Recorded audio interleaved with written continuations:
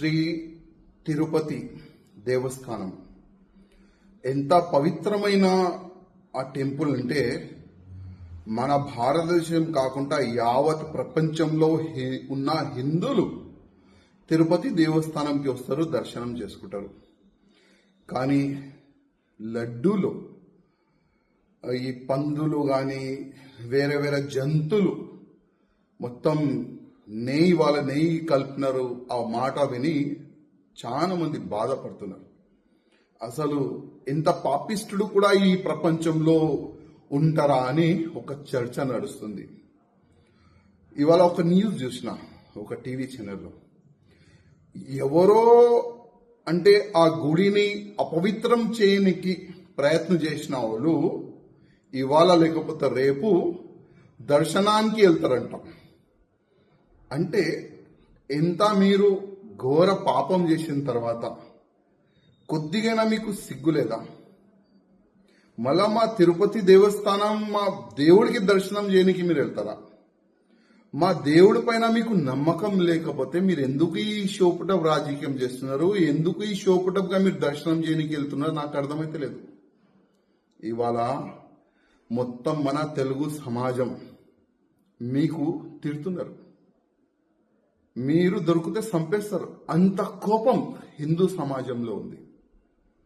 ఇవాళ పవన్ కళ్యాణ్ గారు ఒక మంచి మాట అన్నారు, ఒక చట్టం తీసుకొని రావాలని, ఒక హిందూ బోర్డు తీసుకొని రావాలని వాళ్ళు ఒక మాట పెట్టినారు.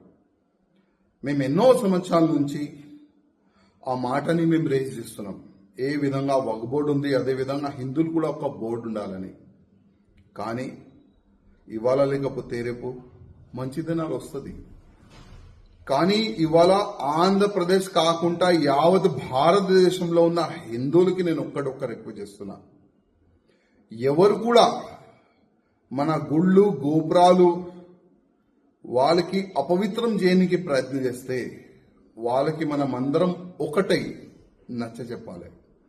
మన గుళ్ళు గోపురాలకి ఉన్న ల్యాండ్కి ఎవరైనా కబ్జా చేయడానికి ప్రయత్నం చేస్తే మనమందరం కలిసిమెలిసి దానికి కాపాడే ప్రయత్నం చేయాలి. ఇవాళ ఆంధ్రప్రదేశ్లో చాలా వరకు గుళ్ళు ఉన్నాయి. ఆ గుళ్ళో వేరే మతమోలు జాబ్లు చేస్తున్నారు. మా ధర్మం పైన మీకు నమ్మకం లేకపోతే మా గుళ్ళో మీకు జాబ్ ఎందుకు ఇవ్వాలి వీళ్ళకి జాబ్? ఇవాళ శ్రీశైలం దేవస్థానం కానీ మన తిరుపతి దేవస్థానం కానీ చాలా వరకు గుళ్ళో వేరే మతమోలు జాబ్లు చేస్తున్నారు. నేను ప్రత్యేకంగా చంద్రబాబు నాయుడు గారికి గతంలో కూడా ఒక లేఖ రాసిన, ఇవాళ కూడా నేను మా చంద్రబాబు నాయుడు గారికి రిక్వెస్ట్ చేస్తున్నా, మీరు దీనికి ఒక టాస్క్ ఫోర్స్ తయారు చేయండి, ఒక యాక్షన్ టీమ్ తయారు చేయండి. ఎవరైనా వేరే మతమోలు పేరు మార్చి గుళ్ళు గోపురాల దగ్గర అక్కడిక్కడ జాబ్లు చేస్తే వాళ్ళకి ఇమ్మీడియట్ గా తీసేలాగా, వాళ్ళకి ఐడెంటిఫై చేసేలాగా ఒక టీంని ఏర్పాటు చేయాలని నేను ఆంధ్రప్రదేశ్ ముఖ్యమంత్రి గారికి రిక్వెస్ట్ చేస్తున్నా. అదేవిధంగా ఇవాళ వాళ్ళకి నేను ఒక మాట చెప్పాలనుకుంటున్నా, ఎవరైనా మా గుళ్ళుకి అపవిత్రం చేయడానికి ప్రయత్నం చేస్తారు, మా తిరుపతి దేవస్థానానికి అపవిత్రం చేయడానికి మీరు ప్రయత్నం చేస్తారు కదా, ఆ గుడికి వెళ్తున్నారు కదా, కొద్దిగా ఆలోచన చేయండి.